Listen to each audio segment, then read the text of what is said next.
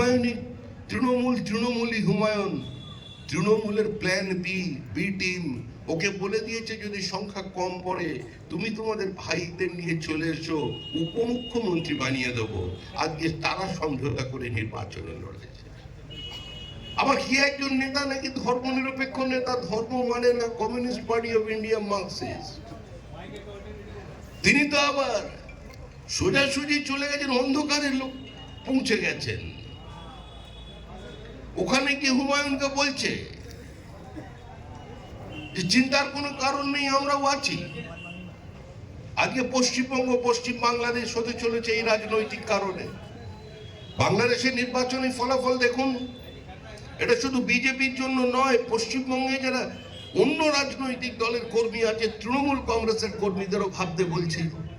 সারা ভারতবর্ষের সীমান্ত জুড়ে, বাংলা, ত্রিপুরা, আসামে জামাতের উত্থান হয়ে গেছে।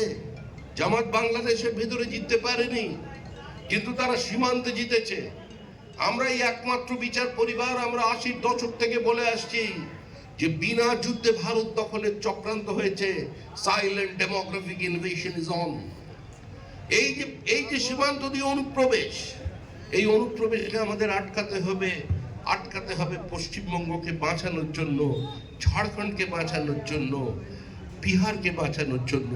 শুধু পশ্চিমবঙ্গের ডেমোগ্রাফি বদলে গেছে তা নয়, বনাঞ্চল সীমাঞ্চল বদলেছে।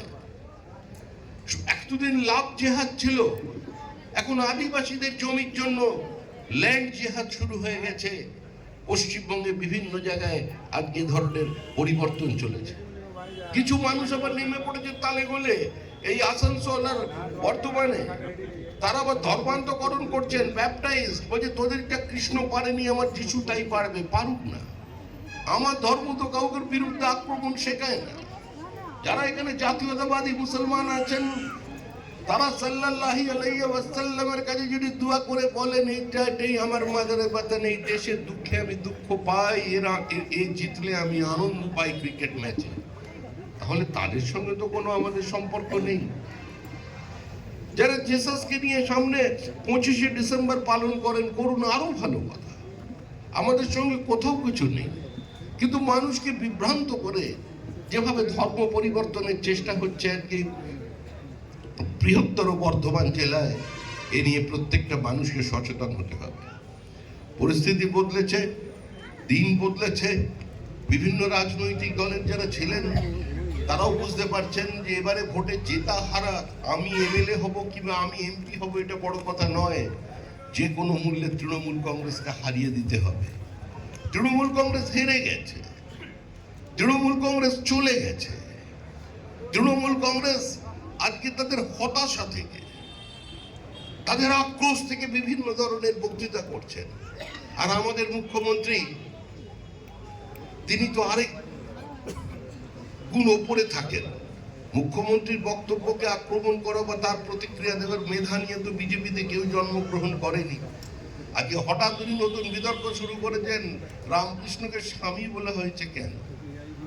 আরে রামকৃষ্ণকে তো অন্য কোনো ভাষা বলা হয়নি। স্বামীজি বলে যদি কাউকে সম্বোধন করা হয়, বারবার আমায় সাংবাদিকরা যেখানেই যাচ্ছে বলছেন মোদিজি বলেছে স্বামী রামকৃষ্ণ। আমি বললাম কি বলবে, স্বামীর জায়গায় কি অন্য তৃণমূলের মতো হজল কুতকুত বলে দেবে? এসব কাজ তো বিজেপির নয়, এই শিক্ষা তো বিজেপি পায়নি।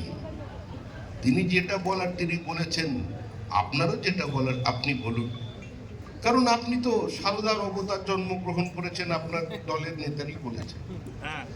একজন তো বলেইছেন যে নাকি দিন ক্ষণ তিথি মেনে কালী ঘাটে ফিরে এসেছে সারদা দেবী। তিনি দলে কোনো পোস্ট পাচ্ছেন কিনা আমার জানা নেই, এটা বলার পরে কি করেছে দল। তো তৃণমূল কংগ্রেস অনেক কিছু দেখালো, মানুষের জায়গায় কুকুরে ডায়ালিসিস করে দেখিয়ে দিল। এরপরে মানুষ ক্লান্ত, বলছে আর পারছি না, এবার যেতে হবে।